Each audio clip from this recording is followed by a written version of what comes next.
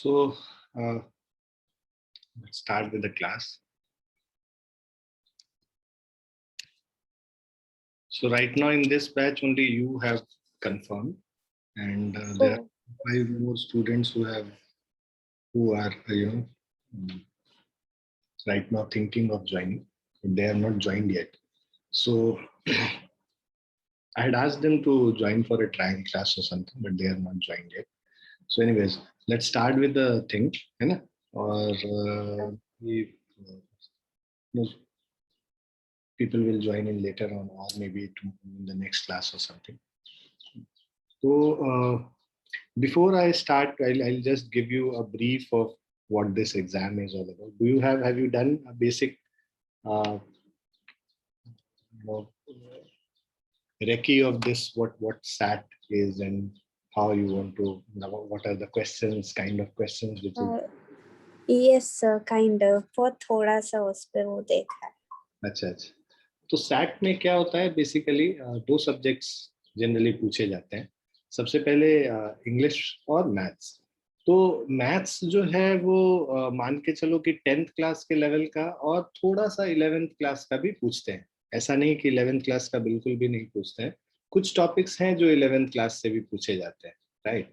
तो मैं बताता जाऊंगा. जब मैं अभी क्लास के पहले हम लोगों ने पहले वैसे मैंने बनाया है कि मैं तुम्हें पूरा समझा दूंगा कि क्या क्या पूछा जाता है, कैसे हम लोग प्रिपरेशन करेंगे.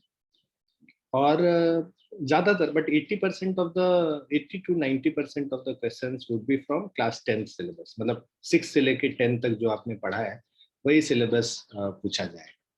अब हम लोग अगर बात करें कि जो can you please switch on your camera. ऐसे लग रहा है पता नहीं किससे मैं बोल रहा हूँ. Yes sir, just a second. So take your time.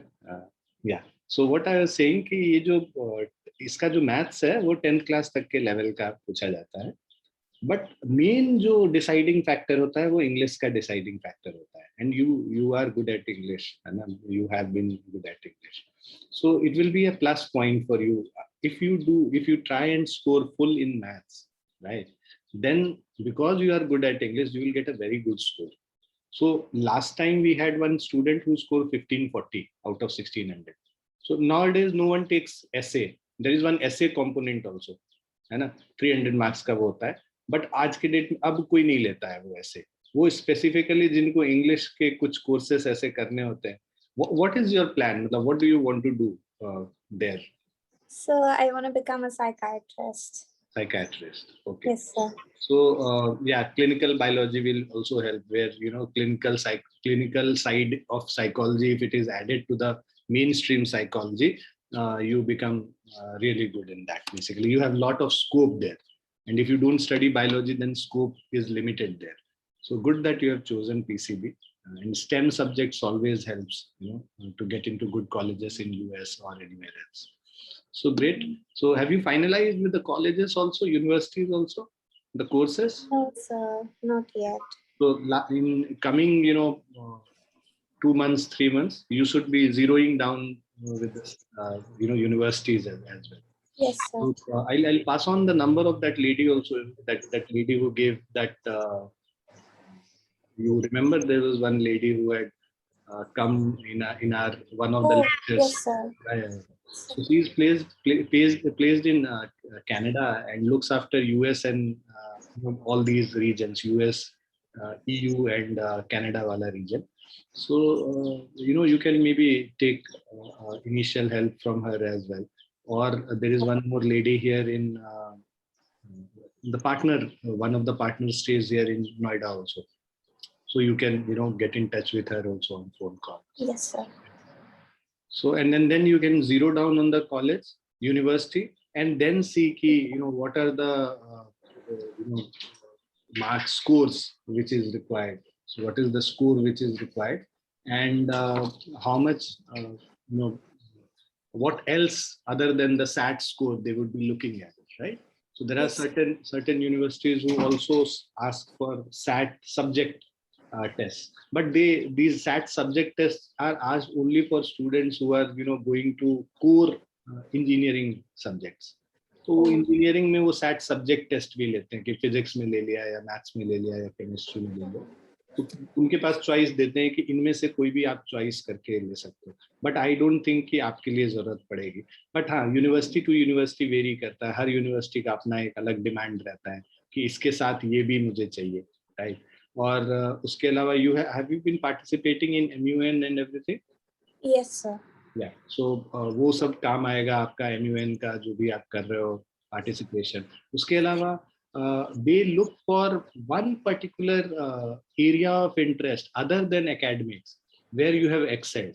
So what area of interest is that also you need to figure, है ना, कि Okay, sir. अगर है तो उसको थोड़ा देखो दिखाना पड़ता है। Basically they can not find out that area of interest, you will have to show it, back it up with the certificates, back it up with your you know there is some जैसे किसी college से या university से या school से कुछ ऐसा आपको मिला हो कि सर्टिफिकेट मिला हो या फिर उन्होंने कुछ प्राइज दिया हो, तो ये सारी चीजें दिखानी पड़ती है।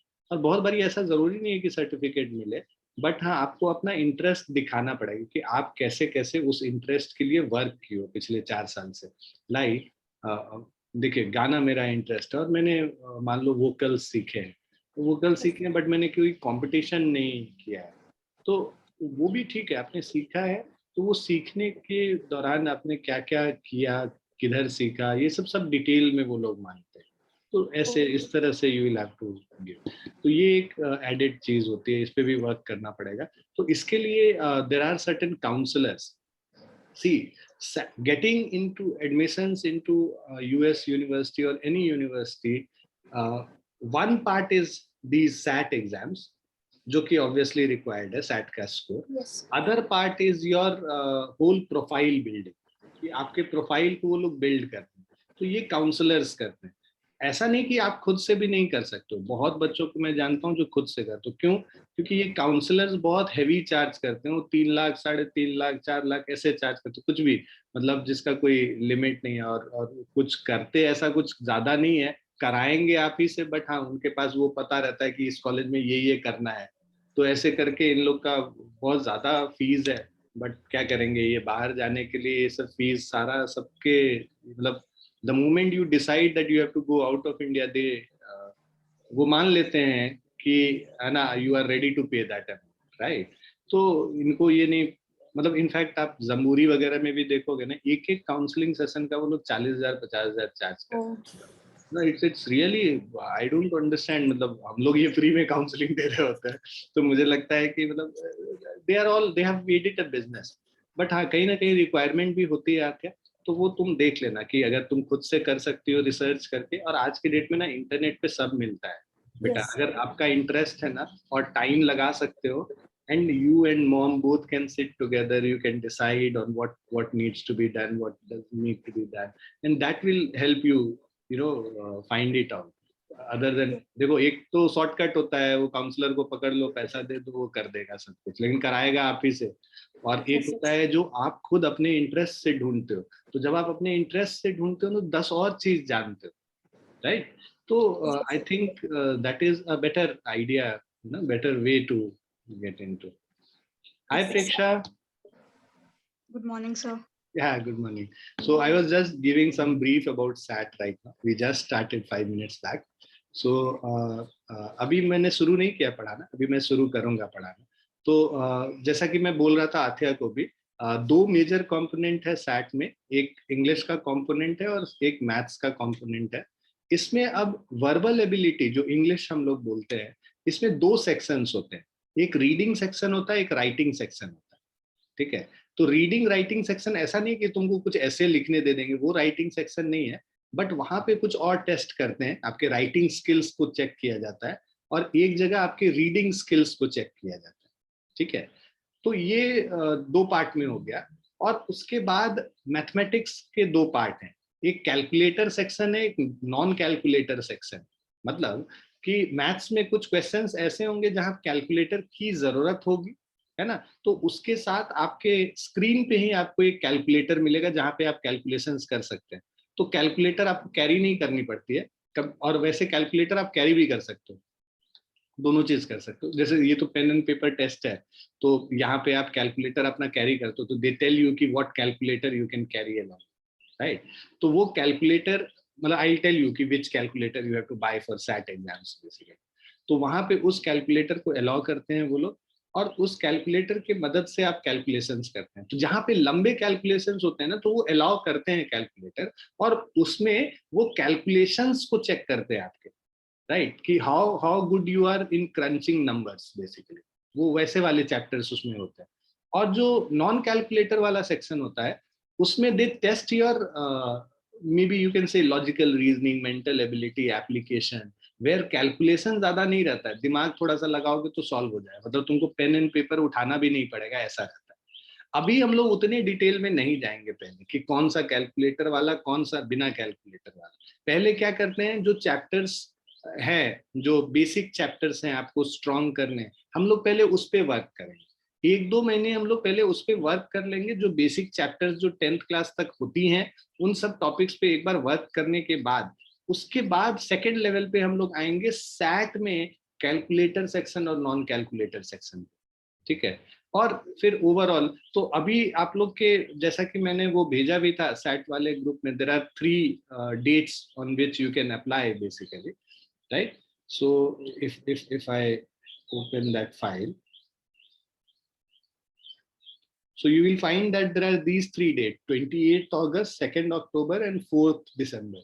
So हम लोग क्या टारगेट करेंगे, अभी मई है, मई, जून, जुलाई और अगस्त फर्स्ट वीक तक बेसिकली हम लोग कोशिश करेंगे कि एक राउंड तुम्हारा बेसिक सब चीज कवर हो जाए, मतलब कोर्स कवर हो जाए। ज्यादा टाइम नहीं लगता है सैट में ना, 3 से 4 महीने मैक्सिमम लगता है कोर्स खत्म करने। तो 28 अगस्त, 2 अक्टूबर, 4 दिसंबर, आइडियली तुमको 2 अक्टूबर और 4 दिसंबर वाला फॉर्म भर के रखना चाहिए, डेट्स लेके रखने चाहिए, राइट। क्योंकि अगस्त में एक तो तब तक सिचुएशन भी ठीक नहीं होगा इंडिया में, मतलब वी डोंट नो कि उतना सिचुएशन ठीक रहेगा कि तुम सेंटर पे जाके एग्जाम दे पाओगे, तो it's no point wasting money for that. और अभी बहुत जल्दी भी आ जाएगा अगस्त ना, मई में है, मई, जून, जुलाई, जस्ट चौथे महीने पे अगस्त में आ जाएगा, तो you will not be very much prepared. So I think October and December dates are very good dates where you can take these exams. So ये 2 dates को हम लोग टारगेट करते हैं, और उसके बाद फिर अगर जरूरत पड़ी तो हम लोग बाद में भी दे सकते हैं, मतलब मार्च में भी एग्जाम होता है, अप्रैल में भी एग्जाम होता है, तो आप उन डेट्स पे भी ले सकते हो। मतलब बेसिकली आपका सैट स्कोर, अगर देखो, there are 2 kind of application process. पहला एप्लीकेशन प्रोसेस होता है अर्ली एप्लीकेशन। तो ये अर्ली एप्लीकेशन तुम बहुत लोगों को सुनते होगे कि इस बच्चे का कॉल आ गया इस पर्टिकुलर यूनिवर्सिटी से, you would have heard about that, right. So these are early applications, but बहुत कम, रेयरली, मतलब 5% सीट के लिए ही वो अर्ली एप्लीकेशन को कंसिडर करते हैं। मतलब उसमें आपका या तो एप्लीकेशन बहुत अच्छा है, या सैट स्कोर एकदम जबरदस्त है, 1570, 1580, मतलब out of 1600 1550 plus, then they give you that weightage. I know people who have gone, मतलब मेरे स्टूडेंट्स हैं जो अर्ली एप्लीकेशन में भी सेलेक्ट हुए और अच्छे जगह पे कैलिफोर्निया में, और अच्छे अच्छे यूनिवर्सिटीज में दे हैव बीन सेलेक्टेड। तो यहाँ पे ये होता है कि अर्ली एप्लीकेशन के लिए ये वाले टेस्ट, ये जो टेस्ट हैं, इनके लिए लोग पहले दे देते हैं। अदरवाइज तो आप 12th क्लास के सितंबर तक डेट दे सकते हो, मतलब टेस्ट दे सकते हो, क्योंकि 12th क्लास के दिसंबर तक लास्ट डेट रहता है एप्लीकेशन का। तो अगर तुमने सैट दे लिया, 1 महीने बाद उसका स्कोर आएगा, और 1-2 महीने तुम एप्लीकेशन प्रोसेस के लिए भी रख लेते हो, तो दिसंबर तक तुम्हारा ये सब कंप्लीट हो जाए, राइट। तो मतलब even in 12th class this is, you can do it, it's not very late at that time also. But ठीक है, जितना अर्ली प्रिपेयर कर लेंगे और जितने अर्ली हम लोग दे लेंगे, हमारे पास चांसेस होंगे अपने स्कोर को और बेटर करने के, क्योंकि यहाँ पे बेस्ट स्कोर लिया जाता है, एवरेज नहीं लिया जाता। अगर तुमने 5 सैट लिखा और उसमें बेस्ट जो होगा, they will calculate that best score, right. So you can apply with that best score, it's not that you will have an average score, and that average score will be taken care of. So without wasting much time, let's start now, है ना। So SAT का सबसे पहले हम लोग देखो, so this is the test structure basically. So if I talk about the test structure, so if you can see this, we have this essay, right? essay for 50 minutes. तो essay वाला section तो generally मैंने बोला है कि it is not compulsory, तो people don't take it, right? So nowadays no one takes essay. until unless you are doing some majors in English or something, then only they write essay. Then we have this reading section. The reading test has 52 questions, all MCQ type questions, है ना? And this is 65 minutes test, right? Then we have this writing and language test. Between each of these tests, you get a break of 15 to 20 minutes, right? Then you have this writing and language test. So यहाँ पे देखो reading वाले में ना reading comprehension ज्यादा पूछे जाते हैं. वैसे तो नेहा मनोचा मैम इंग्लिश के बारे में ज्यादा बताएगी, बट मैं तुम्हें इन जनरल बताऊं तो रीडिंग कॉम्प्रिहेंशन पे बेस्ड क्वेश्चन ज्यादा होते हैं रीडिंग टेस्ट में. राइटिंग एंड लैंग्वेज टेस्ट में बेसिकली आपका ग्रामर, ग्रामेटिकल एरर और जो भी वोकैबुलरी है, तो ये सारी चीजों पे ज्यादा फोकस होता है. सेंटेंस करेक्शन पे कि whether this particular sentence can be written in some other form and what form is correct. तो सैट का इंग्लिश डिफिकल्ट इसीलिए हो जाता है क्योंकि जो ऑप्शंस होते हैं ना, वो ऑप्शंस इतने पास होते हैं कि it is very difficult to differentiate कि which is correct and which is wrong, right? So there you will find practice helps you a lot. मतलब सैट के इंग्लिश के लिए आपका इंग्लिश ही बस अच्छा होना जरूरी नहीं है, जरूरी है कि आपने इस तरह के क्वेश्चंस का कितना प्रैक्टिस किया है. That is what is more important, right? So you need to practice a lot. Every day you should be practicing, for 1 hour or 2 hour, in terms of उस तरह के क्वेश्चंस का. और हमारे पास बहुत बड़ा रेपोजिटरी है जिसमें आपके पास क्वेश्चंस है. हमारे पास बहुत सारे टेस्ट हैं जो आप लिख सकते हो. अदरवाइज तो इनका जो ऑफिशियल साइट है उस पे चले जाओ. उसके अलावा इनके जो यहाँ पे जो इंडिया में इन्होंने टाई अप किया हुआ है खान एकेडमी के साथ, उनके साइट्स पे चले जाओ. मतलब you will get millions and millions of questions. Question की कमी कभी नहीं आएगी. उसके अलावा सबसे पहले तो आप लोग क्या करो कि एक सैट ऑफिशियल गाइड होता है. Have you heard about it? Yes, sir. या this is called OG. Generally OG ये लोग बोलेंगे. ऑफिशियल गाइड होता है. तो सैट ऑफिशियल गाइड जो कॉलेज बोर्ड निकालती है, तो College Board is an organisation which conducts these SAT exams, right? So these SAT exams is conducted by College Board and ये ऑफिशियल गाइड है बेसिकली जो कि कॉलेज बोर्ड निकालती है. तो जो लेटेस्ट एडिशन होगा अभी, है ना, 10th एडिशन है, 12th एडिशन है, वो एक बार चेक कर लेना. So I will also check for you. So if we see this SAT official guide latest addition,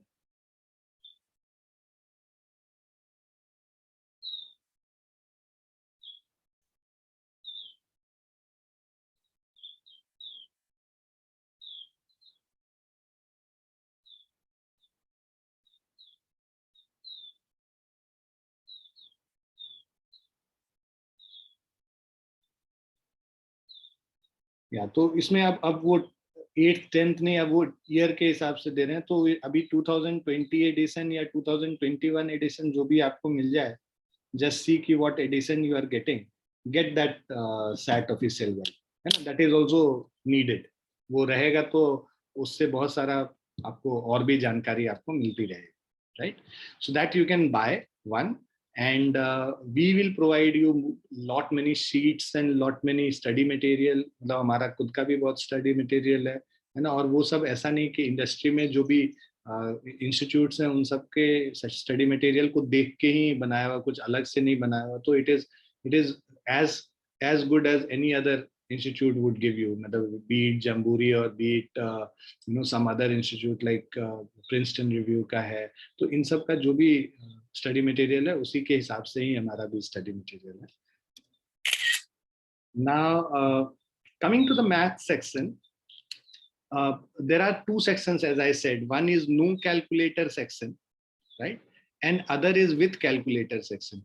So here you have two kind of questions. One is multiple choice question जो कि ABCD option होता है, और एक student produced response grid, इनको grids कहते हैं basically. वो रहता है मतलब तुम आंसर कैलकुलेट करते हो और एक इस तरह का ग्रिड बना हुआ रहता है. ऊपर आपके पास स्पेस रहता है जिसमें आप आंसर भर सको. लेट्स से 20.5 आंसर आया. अब इसके नीचे ना इनके नीचे आपको वो कलर करने के लिए अलग अलग ये बना हुआ था, 1 से लेके 10 तक का बना होता, तो 5 आया तो 5 वाले को कलर कर दोगे, 0 आया तो 0 वाले को कर दोगे, 2 आया तो 2 वाले को कर दोगे। इस तरह से करके ग्रिड हम लोग भरते हैं। मैं सिखाऊंगा भी कैसे करना, हम लोग अभी क्वेश्चंस भी उसके करेंगे। तो ये मल्टीपल चॉइस क्वेश्चंस होते हैं, एमसीक्यू, जिसमें 4 ऑप्शंस होते हैं, ए बी सी और डी। और दूसरा स्टूडेंट प्रोड्यूस्ड रिस्पॉन्स होता है, ग्रिड्स होते हैं, जिसमें 5 क्वेश्चंस पूछे जाते हैं। तो 15 + 5 20 क्वेश्चंस हो गए नो कैलकुलेटर सेक्शन में। और कैलकुलेटर सेक्शन में अच्छा, ये 20 क्वेश्चंस 25 मिनट्स में करना होता है नो कैलकुलेटर सेक्शन में। तो अप्रोक्सीमेटली आप मान चलो कि एक क्वेश्चन में 1 मिनट आपको मिलेगा। और ये जो विद कैलकुलेटर सेक्शंस है, ये 38 क्वेश्चंस है, राइट, और ये 55 मिनट्स में करने होते हैं, है ना। जनरली आप देखोगे कि students are able to get 800 out of 800। Many students I have found, at least कक्षा में जो बच्चे हैं उनका मैथ्स तो काफी स्ट्रांग रहता है मोस्टली, तो वो लोग देखते हैं हम कि 800 ऑन 800 स्कोर कर लेते हैं। अब देखो यहाँ पे कैच है, 800 ऑन 800, ये इसका मतलब नहीं कि सारा क्वेश्चन सही हो, है ना।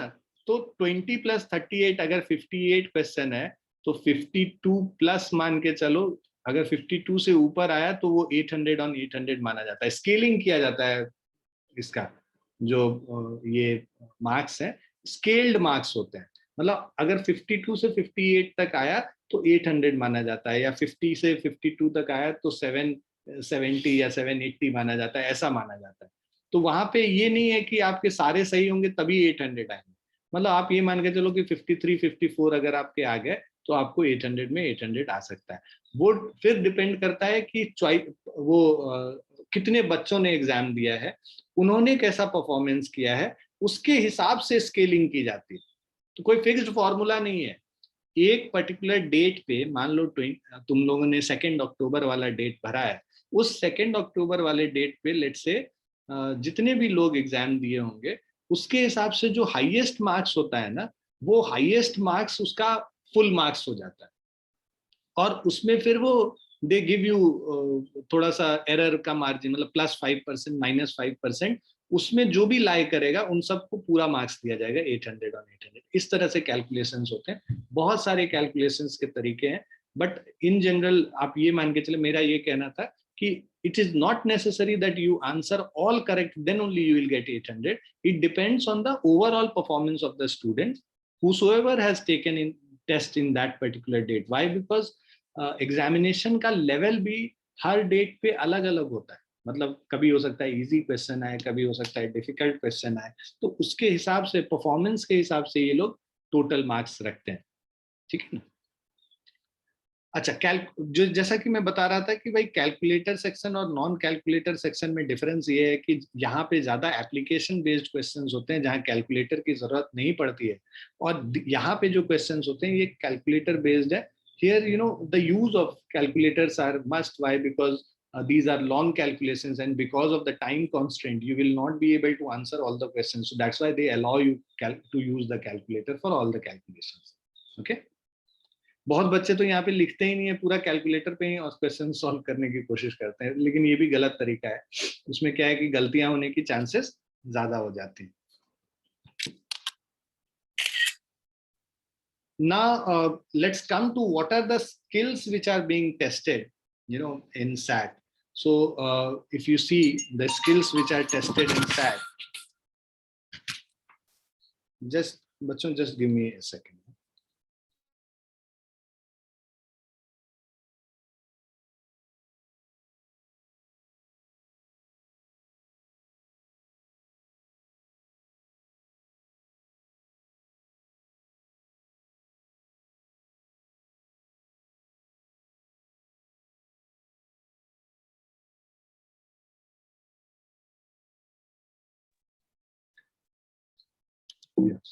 So as I said, ये जो पूरा स्किल्स है अलग अलग चैप्टर्स में हम लोग डिवाइड किए हैं। जो टेस्टिंग का जो ये है, पहला हार्ट ऑफ एल्जेब्रा, तो इसमें सारे एल्जेब्रा के चैप्टर्स होते हैं basically.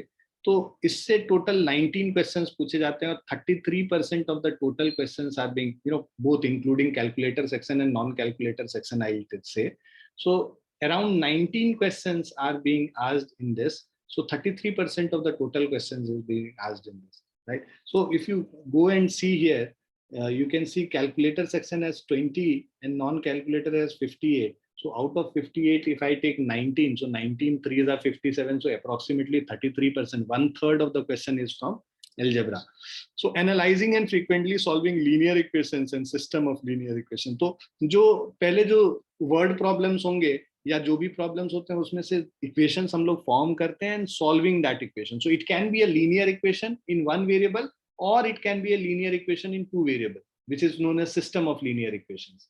Okay, so pair of linear equation जिसको हम लोग बोलते हैं, राइट. तो हम लोग ने जो 10th क्लास में चैप्टर पढ़ा है पेयर ऑफ लीनियर इक्वेशंस, ये इस चैप्टर पे, और ये जो सिंपल इक्वेशंस हम लोगों ने linear equations, simple linear equations हम लोगों ने जो पढ़ा है, लीनियर इक्वेशंस इन वन वेरिएबल, ठीक, ये हम लोगों ने मेरे ख्याल से 7th 8th में पढ़ा था, है ना.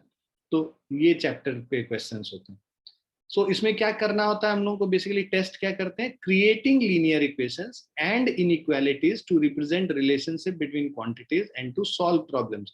नाउ इक्वेशंस तो आपने पढ़ा है, इनइक्वालिटीज एक क्लास 11th में चैप्टर है. तो हम लोग क्या करेंगे, इसका बेसिक्स भी पढ़ लेंगे जो क्लास 11 में, क्योंकि आप दोनों पीसीबी में, है ना. आयरनी ये है कि आप दोनों पीसीबी में हैं और आप दोनों क्या, तो मैं नहीं बोलूंगा, बट या बच्चे 1 मिनट और.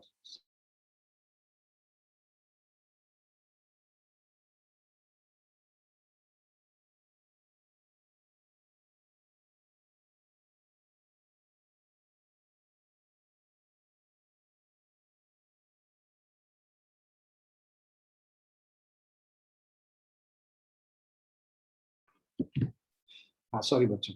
तो आयरनी ये है कि दोनों बायोलॉजी लिए हुए हो, तो अगर मैथ्स लिए होते तो हम लोग क्लास में ही ये सब चीज कर लिए होते मैथ्स में. पर ठीक है, कोई बात नहीं, हम लोग अलग से देखो जो चैप्टर्स आएंगे सैट में वो हम लोग अलग से पढ़ लेंगे, और वो बहुत डिफिकल्ट चैप्टर्स हैं भी नहीं.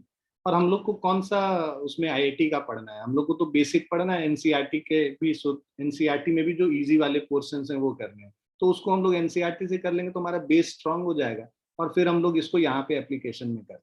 ठीक है, तो जो बेसिक चीज रिक्वायर्ड है वो कर लेंगे एनसीईआरटी से, और एप्लीकेशन हम लोग इन किताबों से कर लेंगे जहाँ पे ये एमसीक्यू बेस्ड क्वेश्चंस पूछे जाते हैं.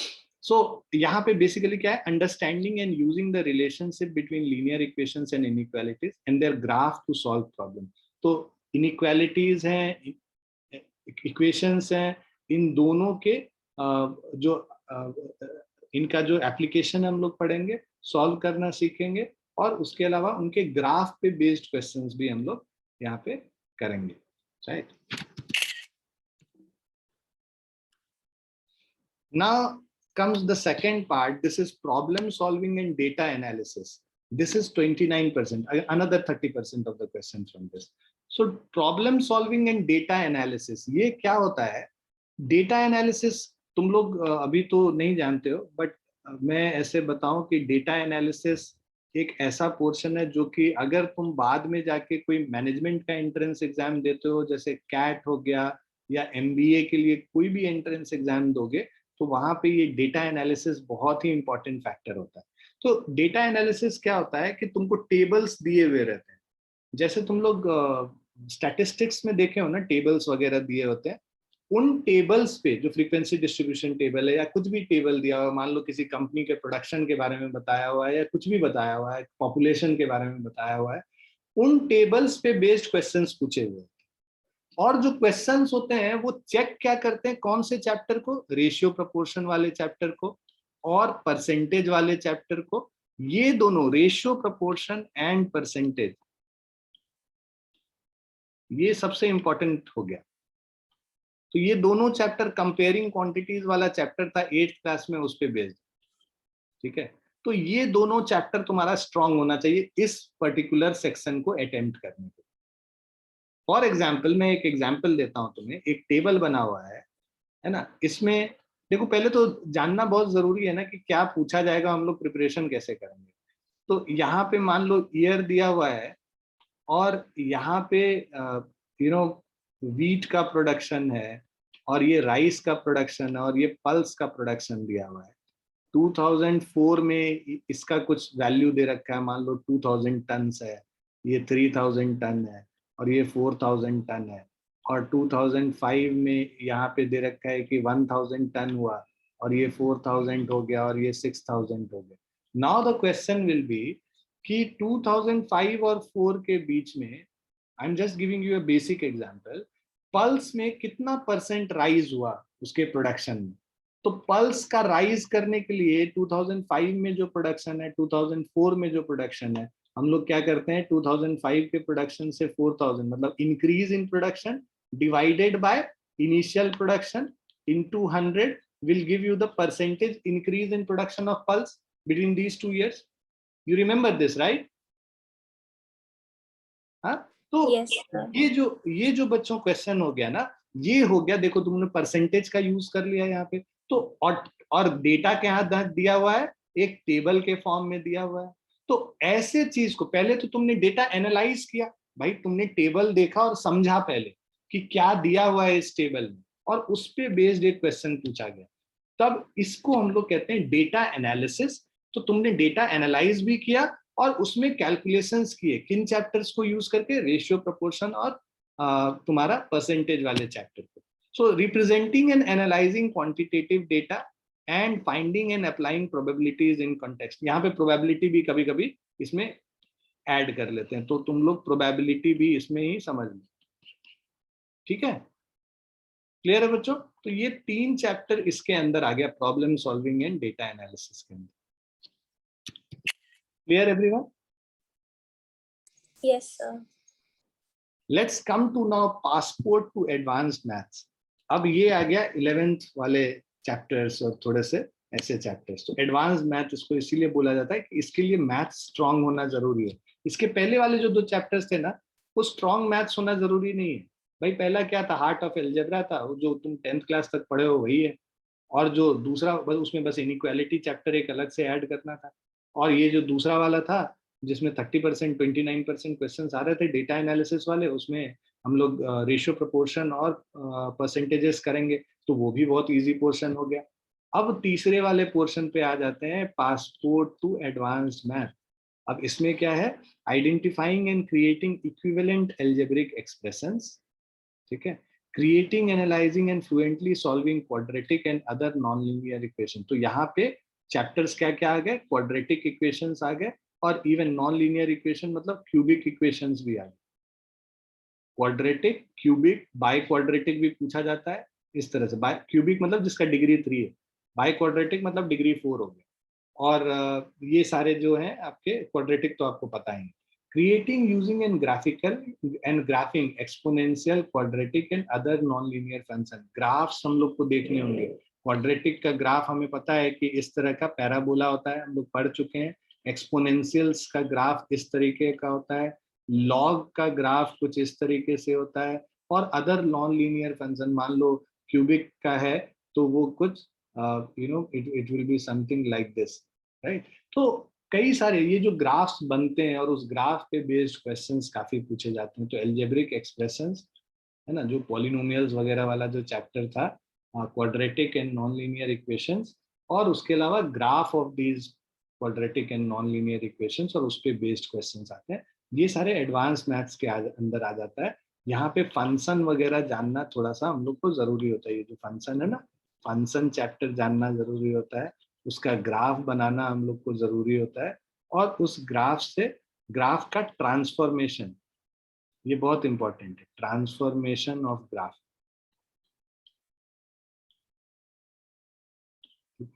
So function, graph and transformation of.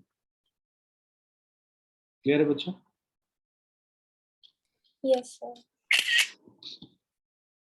अब हम लोग लास्ट पार्ट पे आते हैं, एडिशनल टॉपिक इन मैथ्स। इसमें 6 क्वेश्चंस होते हैं, है ना। हम लोगों ने वहाँ 28, 29, 33, जो बाकी 10% रह गया, जो भी 8 to 10% रह गया, उसमें ये 6 क्वेश्चंस पूछे जाते हैं। These are additional topic in maths. तो solving problems related to area and volume, मतलब जो तुमने मेंजुरेशन वाला चैप्टर पढ़ा है ना, सरफेस एरिया एंड वॉल्यूम वाला जो चैप्टर पढ़ा है, जिसको हम लोग बचपन से मेंजुरेशन कह के कहते हैं। तो ये चैप्टर से क्वेश्चंस इसमें आते हैं, तो ये सारे फॉर्मूलेज आपको पता होना चाहिए। Applying definition and theorem related two lines, angles, triangles and circles, तो ज्योमेट्री वाला जो पार्ट है ये भी आ गया यहाँ पे, ठीक है। जो 9th-10th में तुम लोगों ने ज्योमेट्री पढ़ा है 9th एंड 10th में, तो वो सारे थ्योरम्स के एप्लीकेशंस आपको पता होना चाहिए। जैसे इस तरह से ये पैरेलल लाइन बना हुआ है, ये एंगल 30 डिग्री दिया हुआ है मान लो, या 130 डिग्री दिया हुआ है, तुमको ये वाला एंगल निकालने बोल रहा है, ठीक है। ये 130 हो गया तो ये कितना हो गया, ये भी 130 हो गया तो ये 50 डिग्री हो गया, ऐसे करके ये इस टाइप के क्वेश्चन होते हैं बेसिकली, बहुत डिफिकल्ट नहीं होते हैं। तो बेसिक जो प्रॉपर्टी है सर्कल्स के, मान लो 2 टेंजेंट बना हुआ है और ये 2 टेंजेंट में से एक का लेंथ दे रखा है 2 सेंटीमीटर और तुमको यहाँ पे इसका लेंथ निकालने बोल दिया, तो तुम्हें पता होना चाहिए एक्सटर्नल पॉइंट से हम लोग लेंथ ऑफ टेंजेंट्स ड्रॉ करेंगे तो वो इक्वल होता है। तो these kind of questions are being asked in this particular part. And then working with right angles and unit circle and trigonometric functions. तो ट्रिग्नोमेट्री थोड़ा बहुत इसमें आ गया, राइट एंगल ट्राइंगल पे बेस्ड क्वेश्चंस आ गए, मतलब पाइथागोरस थ्योरम वाला concept, ठीक है। यूनिट सर्कल का मतलब सर्कल जिसका रेडियस 1 यूनिट है। तो इस तरह के क्वेश्चंस, इन इस तरह के कॉन्सेप्ट्स पे बेस्ड क्वेश्चंस इसमें आ गए। तो यहाँ पे बेसिकली तुम बेसिक चीज देखोगे तो मेंसुरेशन पार्ट आ गया, प्लस ज्योमेट्री पार्ट आ गया, प्लस ट्रिग्नोमेट्री आ गया। बट इसका वेटेज बहुत कम है, देख रहे हो 10% ही वेटेज है, 6 क्वेश्चन। 6 का हो सकता है 4 क्वेश्चन भी आए और 6 का हो सकता है 8 भी आ जाए, है ना। तो ये 3 पोर्शन यहाँ पे टेस्ट होता है। क्लियर है बच्चों? Yes, sir. Yes, sir.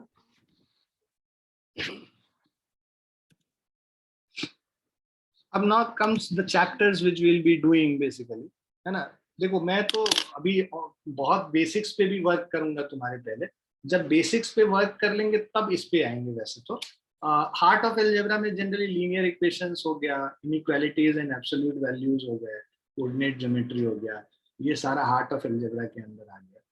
उसके बाद problem solving and data analysis में जैसा मैंने बोला, ratio, proportion, percentage, data analysis, statistics, random sampling, simple interest, compound interest, ये सारे तुम मेजरली तुम देखोगे कि कंपेयरिंग क्वांटिटीज वाला चैप्टर और स्टैटिस्टिक्स वाला चैप्टर, ये 2 चैप्टर पे हम लोग पकड़ बनाएंगे यहाँ पे। तो ये बेसिकली आपका 33 + 29 हो गया 52% of question. Then comes advanced maths. So in advanced maths, basically if you see functions plus polynomials, exponents and radicals and progressions, तो ये advanced math के 3 टॉपिक में चेक किए जाते हैं। एडिशनल टॉपिक्स में ये ज्योमेट्री, ट्रिग्नोमेट्री और कॉम्प्लेक्स नंबर, ये एडिशनल टॉपिक्स हो गए। कॉम्प्लेक्स नंबर फिर से ये क्लास 11th का सिलेबस है, तो ये हम लोग को 11th में अलग से करना होता है। तो जहाँ पे 11th क्लास का जो कुछ टॉपिक बचेगा करना, तो वो सब हम लोग करेंगे।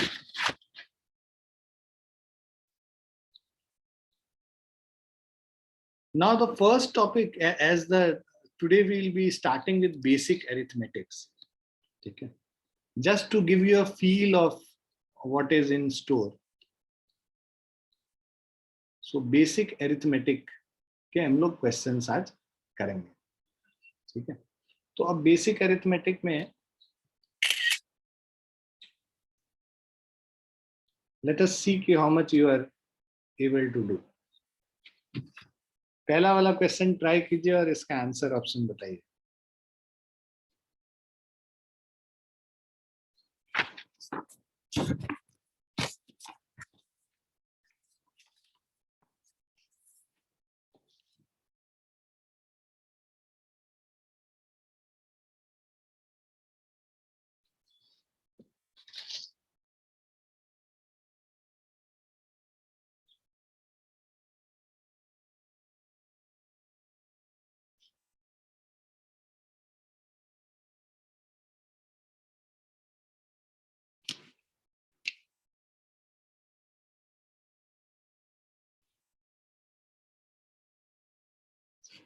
You don't need to worry about whether the answer will be correct or not, है ना। Just try doing it once.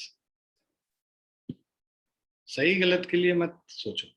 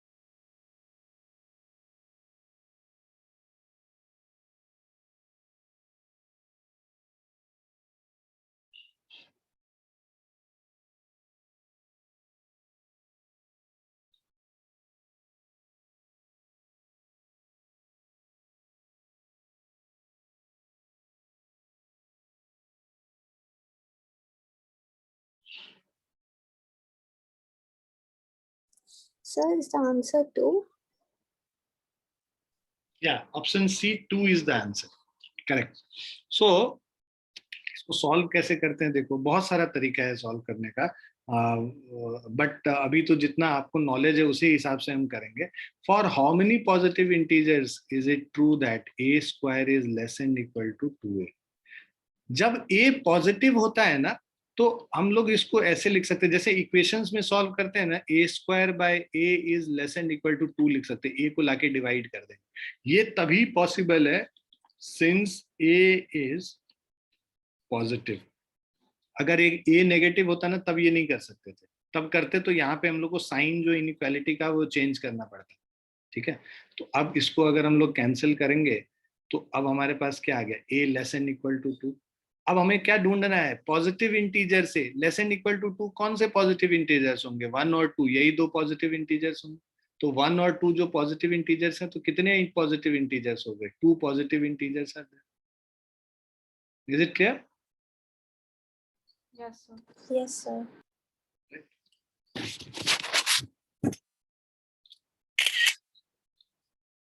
Now let's come to the next one.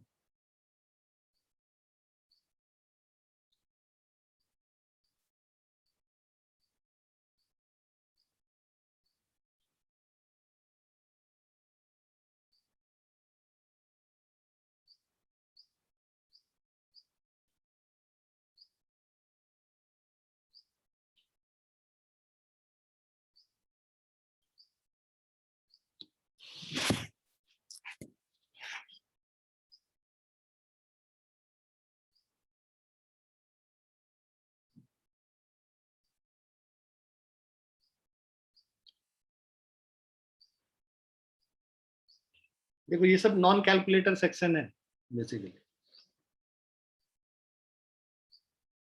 पिछला वाला भी नॉन कैलकुलेटर सेक्शन में जाएगा.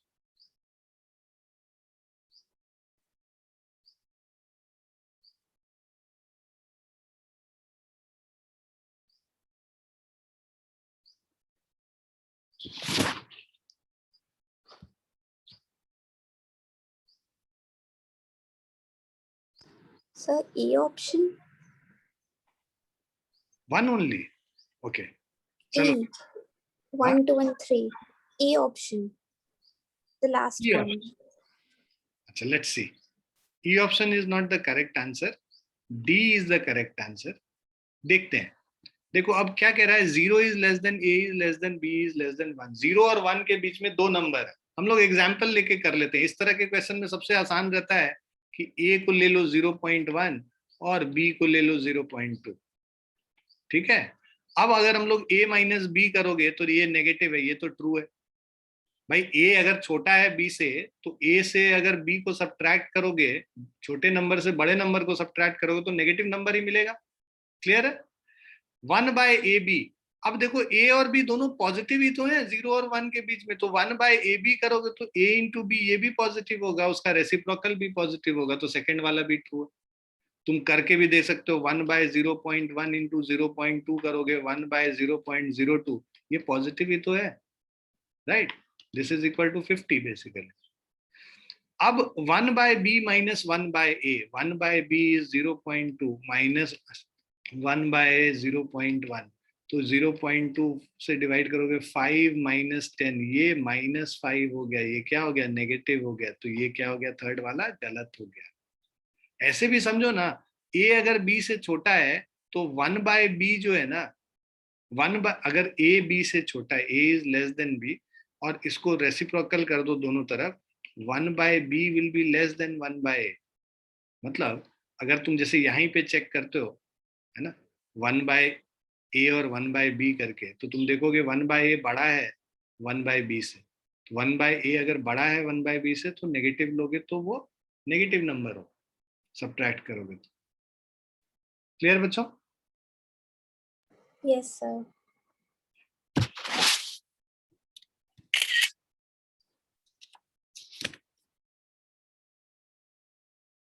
Try this one.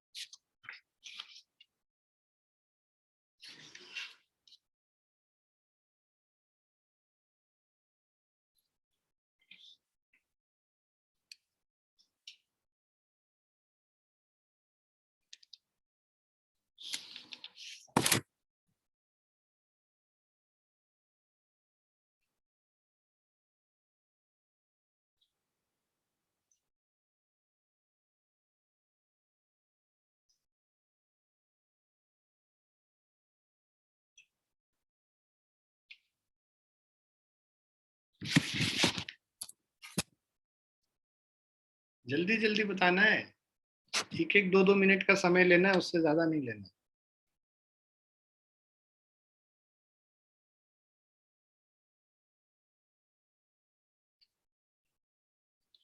Don't worry even if it is wrong. This is the first class,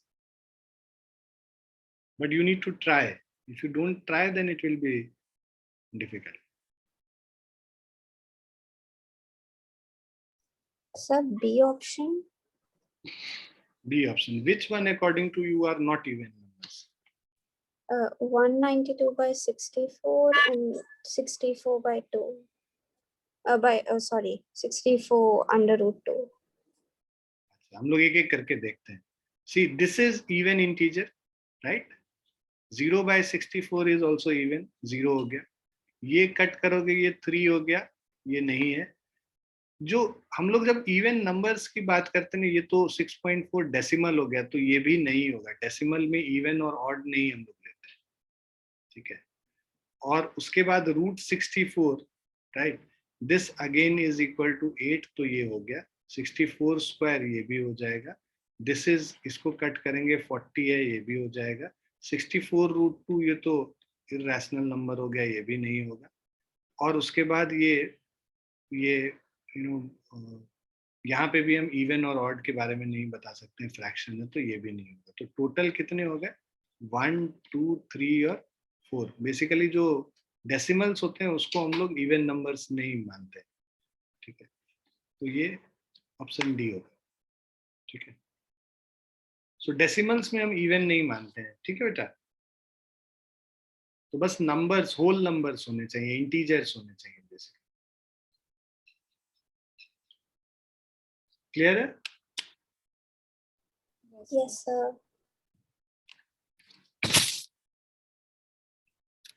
वैसे ideally इसमें question ऐसे होना चाहिए था, नॉट इवन इंटीजर्स बेसिकली, तो ज्यादा अच्छे से समझ में आता है ना.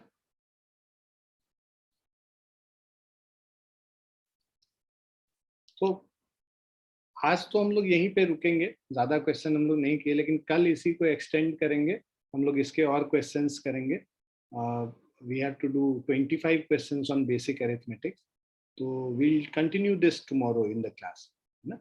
सो आप लोग थोड़ा सा जो भी ये मैंने जो बेसिक्स बताया, थोड़ा और रिसर्च कीजिए, पता कीजिए क्या कोर्सेज करने हैं उसके बारे में पता कीजिए, क्या यूनिवर्सिटी में करना है, क्या वहाँ पे सैट स्कोर रहता है, जहाँ जितना आना चाहिए, ये सब रिसर्च आप करके रखिए. कल मैं आपसे बात करूंगा इस पर. Okay, sir.